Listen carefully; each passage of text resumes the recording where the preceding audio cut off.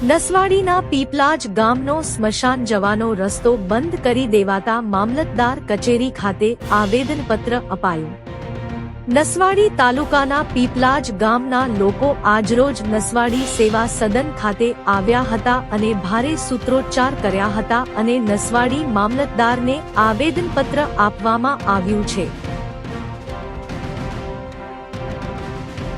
સ્મશાન જવાનો રસ્તો જે બંધ કરી દેવામાં આવ્યો છે તેને ખુલ્લો કરવા માંગ કરી છે. પીપલાજ ગામના લોકો દ્વારા જણાવવામાં આવ્યું કે આ સ્મશાન જવાનો રસ્તો જે છે તે અમારા બાપ દાદાની પેઢીઓથી આ રસ્તા પરથી દેહ લઈ જવામાં આવે છે, પરંતુ કેટલાક સમયથી આ રસ્તો બંધ કરી દેવાતા જ્યારે પણ ગામમાં મયત થાય ત્યારે આ રસ્તો બંધ કર્યો છે, તેથી ઘણી તકલીફ પડે છે અને અમારું પીપલાજ ગામનું સ્મશાન કંડવામાં લાગે છે અને અમે પીપલાજ ગામના લોકો એ જ્યારે ગ્રામસભા હતી ત્યારે પણ આ સ્મશાનના રસ્તા બાબતે રજૂઆત કરી હતી, પરંતુ આજ દિન સુધી કોઈ કાર્યવાહી કરવામાં આવી નથી અને હવે જો આ બંધ કરેલ રસ્તો ખોલવામાં નહીં આવે તો ગામમાં જ્યારે પણ મયત થશે ત્યારે મામલતદાર કચેરી ખાતે ઠાઠડી મૂકી જઈશું તેમ પીપલાજના ગ્રામજનો એ નસવાડી સેવા સદન ખાતે ચીમકી ઉચ્ચારી હતી.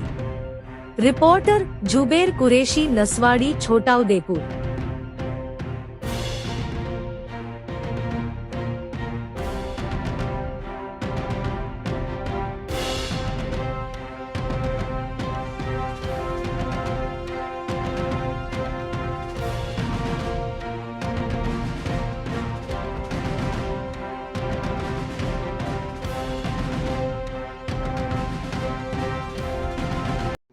હવે અમે આ મામલતદાર સાહેબને અમે આવેદનપત્ર આપવા આવ્યા છે.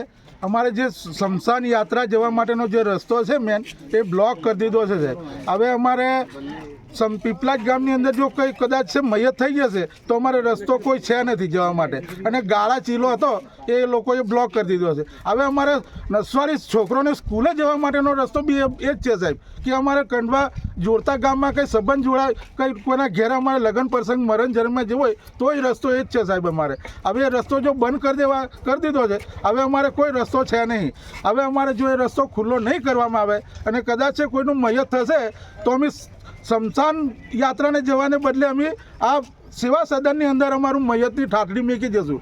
આપણે અગાઉ તમે કહો છો ગ્રામસભાઓના, અને અમે અગાઉ કંડવા ગ્રામસભામાં અમે રજૂઆત કરેલી જ છે સાહેબ તલાટી સરપંચને કે અમને તમે આ જે તે નિરાકાર લાવી આપો, પણ એ લોકોએ હજુ કંઈ એ નિરાકાર લાવ્યા નથી સાહેબ.